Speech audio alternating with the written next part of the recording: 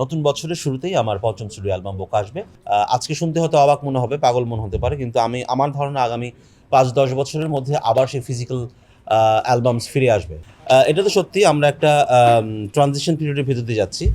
আমি আসলে স্বপ্নই দেখতে চাই, আশা করব আমরা এই ট্রানজিশন পিরিয়ডটা পেরিয়ে গেলে ঠিকঠাক জায়গায় পৌঁছাবো। তবে এটা সত্যি, এখন তো চারদিকে অনুষ্ঠান আয়োজন একটু কমে গেছে।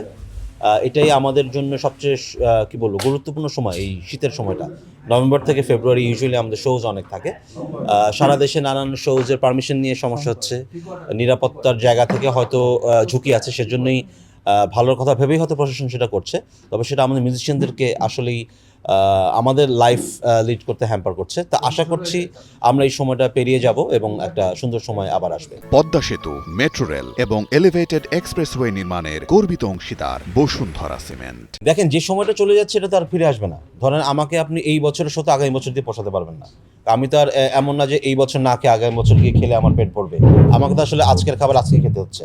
তো সেই জায়গা থেকে আজকের এই অবস্থানের ফলে যে সমস্যাগুলো হচ্ছে, যারা লাইভ মিউজিক করে বেঁচে থাকে তাদের সেই সমস্যাটা তো আসলে ফেস করতেই হচ্ছে। তবে যেটা হয়, মিউজিশিয়ান বলেন, আর্টিস্ট বলেন, আমাদের তো আসলে এই অভ্যাসটা আছে নানান ধরনের সমস্যা কিংবা খারাপ সময় পাড়ি দেবার। আমরা করোনার সময় একটা সময় পার হয়েছি, এখন অত খারাপ হয়তো না, কিন্তু এটা সত্যি যে যদি 10টা শো হবার কথা তার মধ্যে হয়তো অর্ধেক হচ্ছে, বাকি অর্ধেক পারমিশনের জন্য হচ্ছে না। স্পেশালি যেগুলো আউটডোর শোজ, মানে আউটডোর কনসার্টস, অনেক কনসার্টেরই পারমিশন পাওয়া যাচ্ছে না। তো সেটা এখন বৃহত্তর স্বার্থে ক্ষুদ্রতর স্বার্থ ত্যাগ আমরা ধরে নিচ্ছি, যেহেতু দেশের এগিয়ে যাওয়াটা বেশি গুরুত্বপূর্ণ, সামনে নির্বাচন এবং অন্যান্য যে বিষয়গুলি আছে, নিরাপত্তাটা অনেক বেশি গুরুত্বপূর্ণ। তো আমরা যদি এই দেশেরই মানুষ, আমরা দেশের মানুষ হিসেবে সেই বৃহত্তর স্বার্থে ক্ষুদ্রতর স্বার্থ ত্যাগ করছি। বোকাটা আশা করছি ডিসেম্বর মাসে ফুল অ্যালবাম বের হবে। আমি একটা সিঙ্গেলস ছেড়েছি।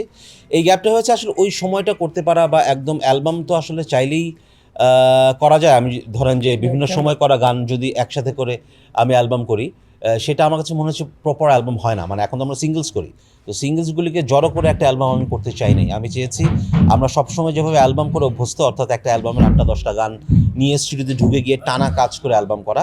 তো আমি সেটাই করতে চেয়েছি, সেটা করতে একটু সময় লেগেছে। তবে আনন্দের কথা যে আমি শেষ করতে পেরেছি প্রায়। আমার আর মাত্র 2টো গানের কাজ বাকি। আশা করছি ডিসেম্বরের শেষ নাগাদ অথবা জানুয়ারিতে, মানে নতুন বছরের শুরুতেই আমার পঞ্চম স্টুডিও অ্যালবাম বোকা আসবে। আর একটা অ্যালবাম একটা আর্টিস্টের জন্য তার প্রোফাইল ওই সময়কে ধরে রাখে।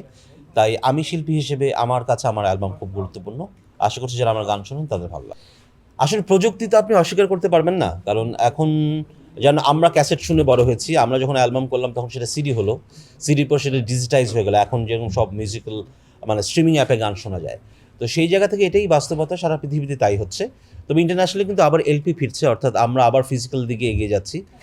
আজকে শুনতে হয়তো অবাক মনে হবে, পাগল মনে হতে পারে, কিন্তু আমার ধারণা আগামী ৫-১০ বছরের মধ্যে আবার সেই ফিজিক্যাল অ্যালবামস ফিরে আসবে। এলপি থেকে আবার হয়তো ক্যাসেট সিডির দিকে যাবে। আর গানটাই তো মুখ্য, আসলে গানটা কোন মাধ্যমে শুনছে তার চাইতো গানটা আমার কাছে মুখ্য। তাই যারা গান ভালোবাসেন, সময়ের চাহিদার সাথে সাথে যখন যে মাধ্যম থাকবে তারা সেই মাধ্যমে গান শুনবেন, সেটাই খুব স্বাভাবিক।